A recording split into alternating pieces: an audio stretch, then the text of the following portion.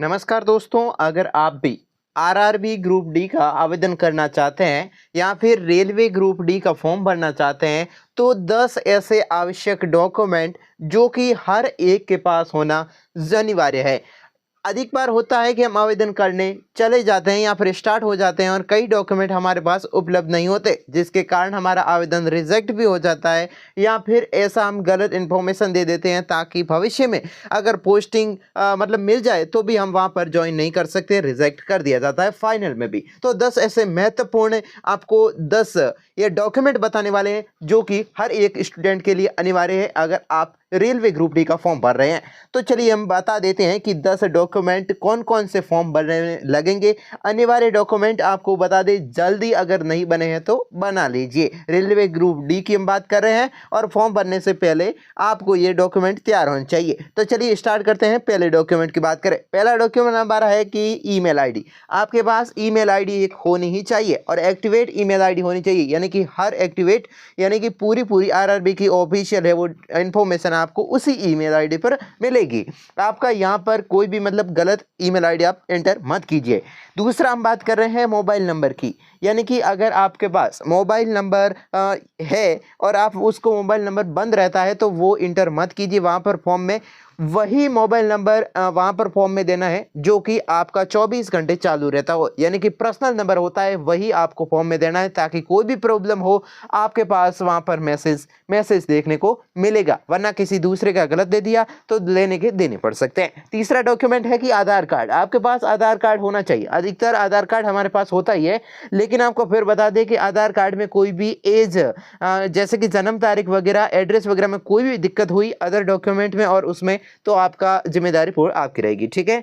चौथा है document bank account number. जो भी आपकी पासबुक है और आपका बैंक अकाउंट नंबर फॉर्म में मांगा जाएगा तो वो आपको सही बैंक अकाउंट नंबर चूज करना है। एक भी बैंक अकाउंट गलत हुआ तो आपको है वो प्रॉब्लम आ सकती है, सीधी बात कर रहा हूं।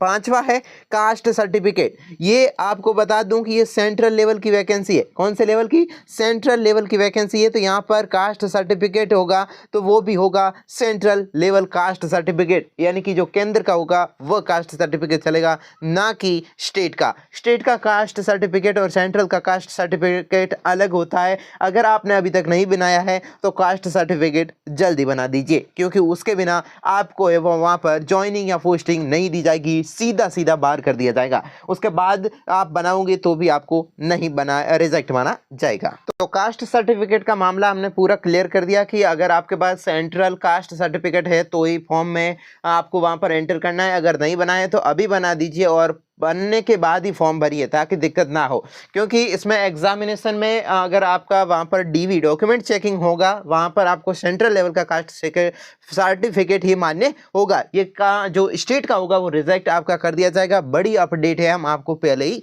बता दें। छठा हमारा डॉक्यूमेंट रहने वाला है वो 12th सर्टिफिकेट, रोल नंबर और पासिंग डेट। यानी कि कह सकते हैं कि अगर आपके पास 10वीं की जो मार्कशीट है, सर्टिफिकेट मार्कशीट को ही कहा जाता है, ठीक है। 12th का सर्टिफिकेट मार्कशीट में रोल नंबर आपको फर्स्ट सही भरना है। उसके बाद जो पासिंग डेट है, पासिंग ईयर्स मांगा जाता है कि आपने 2018, 19, 20, 2021, 22 किस में पास किया है तो वह आपको मांगा जाएगा। साथ ही साथ वह है फोटो में ध्यान रखने वाली बात यह है कि आप जहां पर वो फोटो एंटर करें वहां पर लास्ट कह सकते हैं कि 2 महीने का ही एंटर करें ताकि सेंटर पर कोई भी दिक्कत ना हो।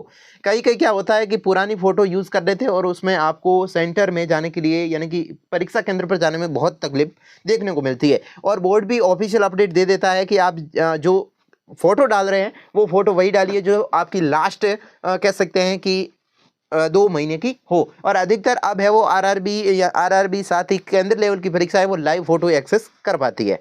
अब सिग्नेचर की बात करें तो सिग्नेचर आपका एकदम सिंपल तरीके से होना चाहिए। कोई भी मतलब होशियारी में लोग कर देते हैं तो बाद में वहाँ पर दिक्कत आती है। तो अपना जो भी सरल सिग्नेचर है वो सरल सिग्नेचर ही वहाँ पर करें ताकि भविष्य में दिक्कत ना हो। आरआरबी जोन सबसे इंपॉर्टेंट है। आपको बता दूं कि हर एक जोन की हर एक कट ऑफ अलग होती है और हर एक जोन में पद भी अलग अलग होते हैं, पोस्ट है अलग अलग होती है। तो अपने जो भी नज़दीकी जोन है और आप जिसमें इंटरेस्ट रखते हैं वही जोन है वो ध्यान से भरे। ई मित्र पर भरोसा ना करें, खुद आपको जो भरना है जोन वही भरे। ये 10 महत्वपूर्ण अपडेट है वो आपको ध्यान रखना बहुत ही जरूरी है। साथ ही 10वां है वो ITI वाला है। तो ITI वाला अभी है वो सरकार ने रद्द कर दिया है। आपका मामला काफ़ी गंभीर था तो आपको सुनने में आया ही होगा।